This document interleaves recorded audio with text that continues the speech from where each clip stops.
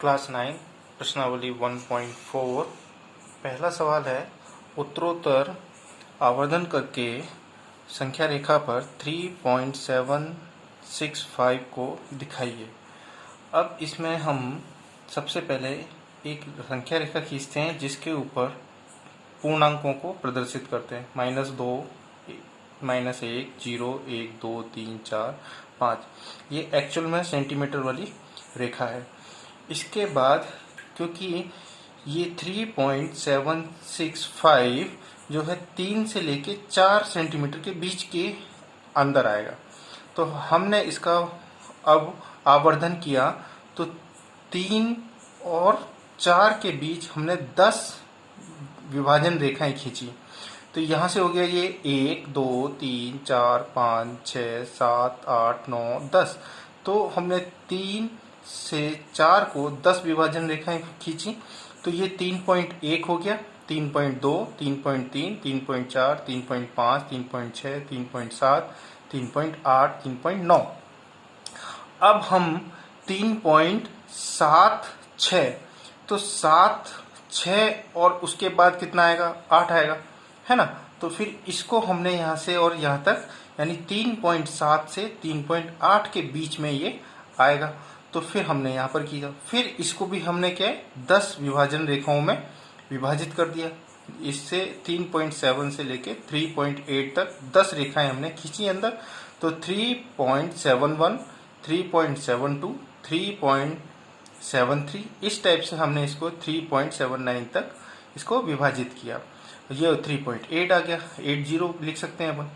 फिर उसके बाद 3.76 से 3.77 इन दोनों के बीच में ही आएगा ये। तो फिर इन दोनों को फिर हमने 10 रेखाओं में विभाजित किया। देखो यहाँ से 1, 2, 3, 4, 5, 6, 7, 8, 9, 10। तो ये फिर 3.765 ये यहाँ पर आएगा। तो उत्तरोत्तर हमने क्या किया कि हर रेखा को हमने 10 विभाजित, मतलब 1 सेंटीमीटर को 10 के अंदर विभाजित किया। फिर 0.1 सेंटीमीटर को भी हमने 10 के अंदर विभाजित किया। तो इस तरह से हम विभाजित करते गए और ये हमने यहाँ पर प्रदर्शित किया। इसी प्रकार सवाल नंबर 2 जो है उसमें देखिए 4 दशमलव स्थानों तक संख्या रेखा पर 4.26 बार को दिखाइए। अब इसमें 4 दशमलव स्थान चाहिए, यानी 4.26 बार को हम क्या लिख सकते हैं, 4.26, 26 और 26 बार। तो ये 4 स्थान हो गए, यानी कि 4.26, 26 को हमें प्रदर्शित करना है। तो एक एक्चुअल संख्या रेखा खींची जिसके ऊपर ये 4 सेंटीमीटर और 5 सेंटीमीटर ये एक्चुअल है अपने पास। यहाँ से मतलब आपके पास संख्या रेखा हो गई 0, 1, 2, 3, 4 और 5। ये 4 सेंटीमीटर हो गया यहाँ से, और ये यहाँ से 5 सेंटीमीटर हो गया। अब इन दोनों के बीच में कितनी रेखाएं हैं, 10 रेखाएं हैं। अब इसको हमने लार्ज कर दिया, बड़ा बना दिया। तो अब उत्तरोत्तर हमने क्या किया कि 4 से 5 के बीच में 10 रेखाएं खींच दी जो कि खींची हुई हैं। तो ये 4.1 हो गया, पास वाली है ना।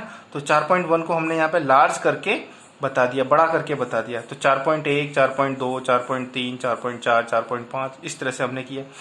अब ये 4.2 से 4.3 जो है, अब इसको हमने क्या किया, इसको भी हमने बड़ा कर दिया और इसके बीच में भी हमने कितनी रेखाएं खींच दी, 10 विभाजित रेखाएं खींच दी। अब ये यहाँ पर आ गया। अब ये आ गया अपने पास 4.26 और 4.27। अब इसको भी हमने क्या किया, 10 रेखाओं के अंदर विभाजित कर दिया। तो अब यहाँ पर आ जाएगा 4.262, तो ये यहाँ पे आ गया, और 4.263। अब इसको भी हमने 10 के अंदर बिताया, और जब 10 के अंदर बिताया तो यहाँ पर अपने पास आएगा 4.2621। फिर यहाँ पर आएगा 2, फिर यहाँ 3। मैंने एक एक छोड़ के लिख रखा है क्योंकि लिखने में बहुत सारी जगह जा रही है और लिखने में थोड़ी सी असुविधा हो रही है। तो इस तरह से हम उत्तरोत्तर 10 रेखाओं में विभाजित करते जाएंगे, खंडों में। एक संख्या रेखा को 10 उत्तरोत्तर खंडों में विभाजित करते जाएंगे, तो इस प्रकार बनेगा। इसको ध्यान से देख के आप 1-2 बार प्रैक्टिस करेंगे तो ये आसानी से बन जाएगी, एक बार में ही बन जाएगी, ठीक है।